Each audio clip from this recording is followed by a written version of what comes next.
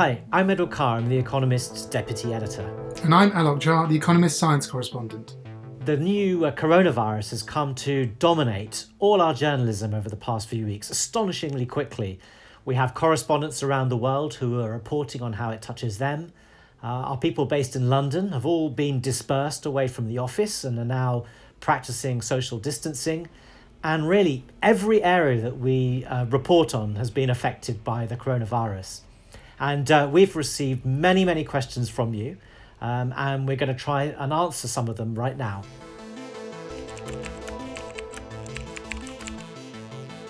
Well, you know, the virus has already triggered a financial crisis. Something like $23 trillion has been wiped off the value of shares since mid-February.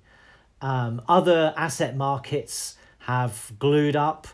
In spite of enormous, in fact, unprecedented amounts of money put into the economy by central governments, by central banks, and promised by governments, share prices and asset markets are still really in trouble. So whether it's an overreaction or not, I think is still too soon to say. But clearly, even though we saw the first signs of this crisis a long time ago, back in January, when it finally kind of hit the rest of the world, it took everybody by shock, and people were really shocked at the consequences for the economy.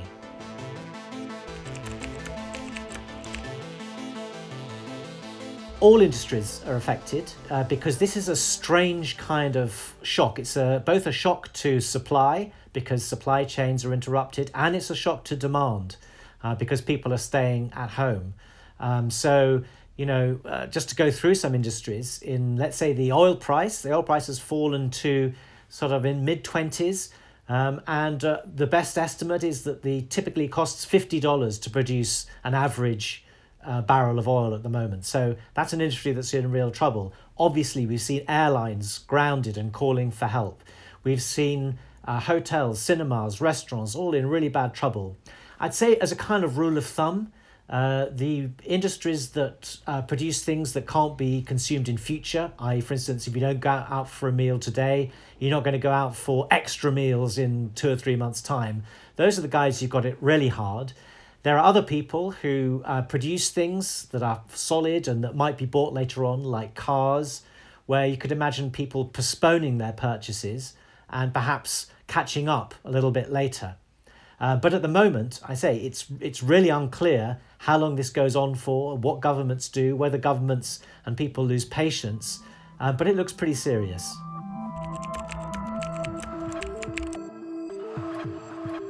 The people I think we will see suffering most, as is so often in these cases, is going to be the developing world. I mean, imagine trying to practice social distancing in a slum in Mumbai. Imagine if you're an African country that relies on commodity exports when you've seen the price of commodities collapse, the oil price is down in the mid-20s, when tourism has dried up, when you're a Kenyan flower seller who no longer can sell flowers and vegetables to Europe. All of this is incredibly worrying, and you don't have health systems there that are able to, don't have ventilators, don't have intensive care beds. So I think, we could not only see the disease spreading in cities, in developing countries, but you could see their economies being hit reasonably hard too.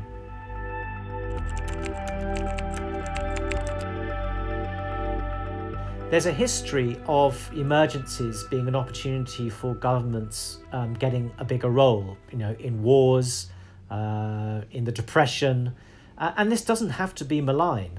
Sometimes, as in the Depression in the US, although it's still a subject that libertarians get very steamed up about, the US introduced a basic safety net, and that was a good thing. And we might well see public health care in the United States improve as people realize that actually the health of the person next to them isn't just that person's interest, it's everybody's interest. However, there is also a risk that the state grabs power and doesn't give it up. And, people at the moment are quite worried about Hungary, for instance, where they're about to pass emergency legislation, which would give the government emergency powers that it wouldn't necessarily have to give up at all. It hasn't given up emergency powers it took on during the migrant crisis, for instance, and it now needs an 80% approval in Parliament to get these laws through. There are worries in the Middle East of governments using this as an excuse to grab power, and in Africa.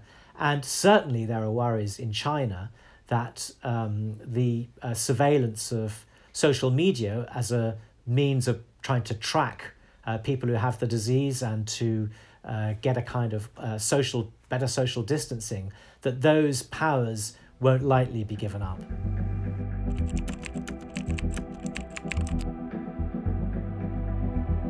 So this is a bit of a difficult question to answer. The US and the UK and a bunch of other countries have decided to take a very different strategy to places like South Korea and China, where in the latter countries there's been lots and lots of testing repeatedly, and they've got a decent idea of how many people might be infected. There's random testing and so on. In the UK, they've decided not to do that. They were testing people who've come to hospitals, and not testing people outside that. And partly this is down to the nature of the testing itself. So the tests available right now try and detect the genetic remnants of the virus itself. So it detects the virus replicating in cells. It can tell you whether you have an infection. It can't tell you if you've had an infection in the past. And as we know, the vast majority of people who get this virus won't have any symptoms, or will have mild symptoms they could confuse for something else. And so we don't have a way of testing for that yet. Those blood tests that will test for antibodies, which will tell you whether someone's had this infection in the past, they're on the way. They haven't been approved yet, but they're going to be the things that are really, really important to actually give you this solid number of how many people in the community have this without any problems whatsoever.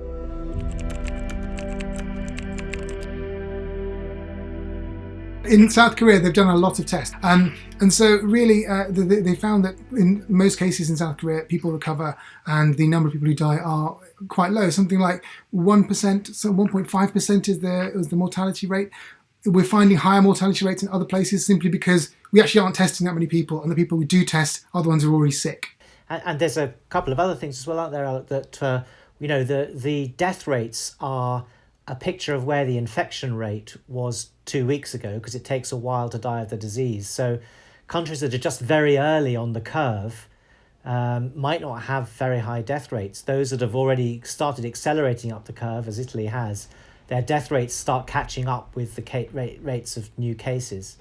And I guess there's one other thing, which is where a health system's been really swamped, then you don't get the interventions that you might have in, say, Singapore, where the health system's very well equipped for these kinds of events. And so you've always been able to give people the best treatment available.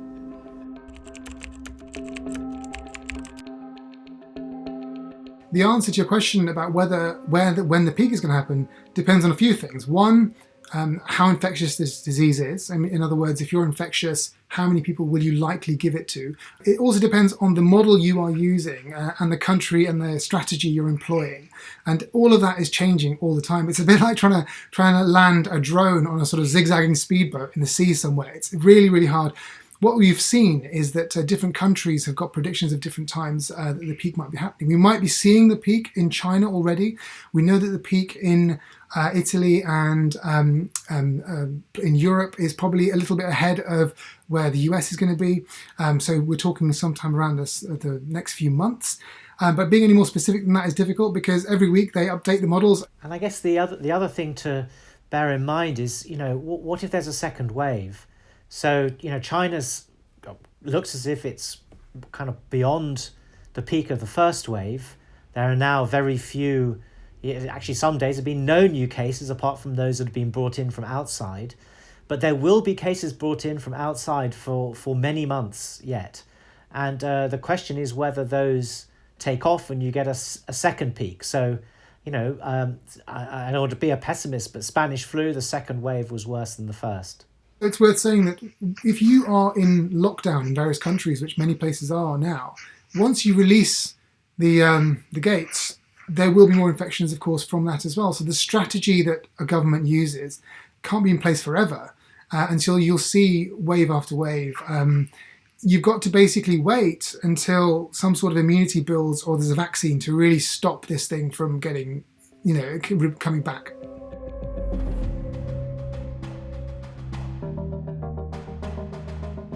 So I think a vaccine is the optimal solution because it's something you can give in one shot to somebody or two shots, and then they're protected, and it means that if they get the infection, they can't spread it. And that's what you really need.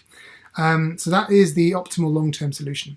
However, there are some drugs you might be able to use to reduce the number of days that somebody's sick and infectious. We don't have any that are approved for this particular strain of coronavirus because, again, the disease is so new. But a clinical trial was started just last week, coordinated by the World Health Organization.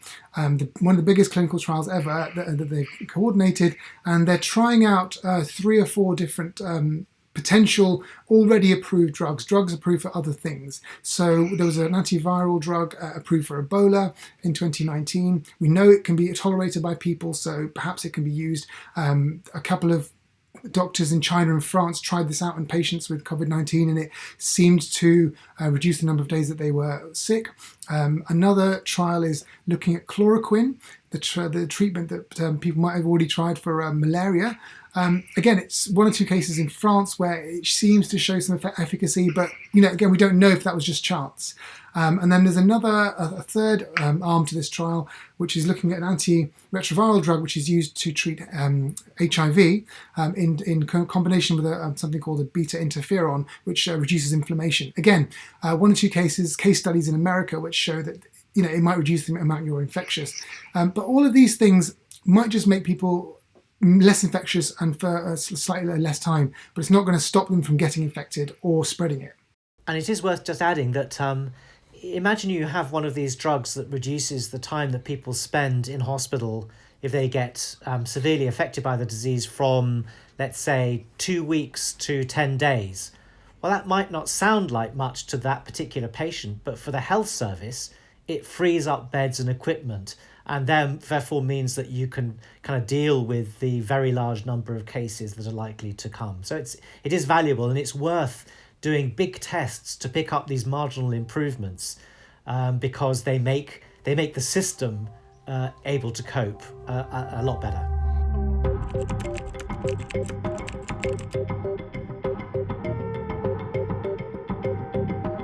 How long we get back to our daily life is entirely a function of how governments intend to deal with this.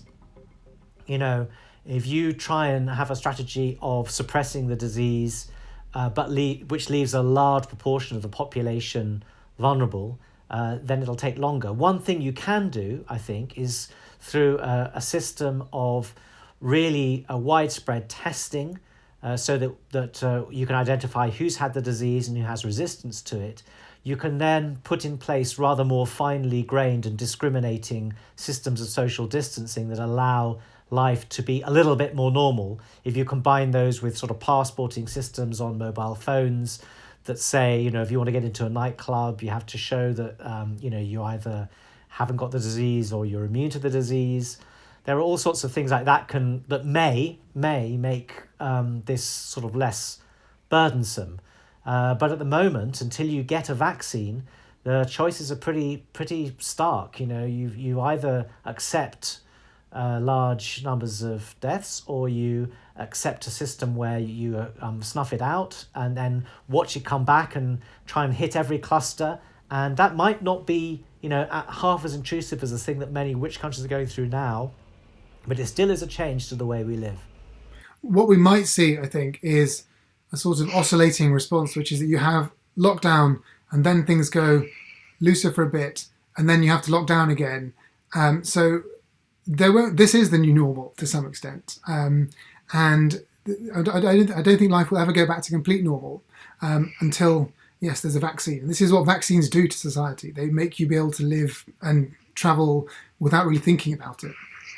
The only thing I'd add is that people are amazingly adaptable. Things that seem very strange become, people have workarounds, they become normal, people cope.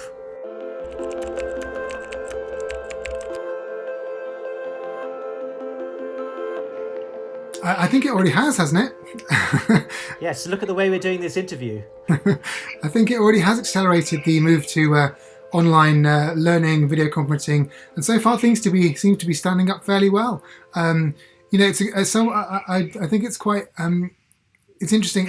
It's a good job this pandemic waited for cloud computing to be invented before it struck, because the shift we've seen onto online working and watching Netflix and all these other things wouldn't have been possible without that technology. And I think we would have been in a different place 10 years ago in dealing with all this.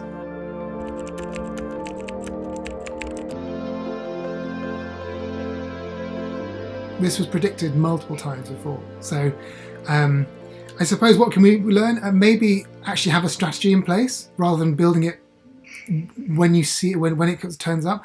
I'm just surprised that Western governments didn't have something ready in January or February, because it's their scientists, along with the Chinese and others, who've been predicting this for a long time. They knew.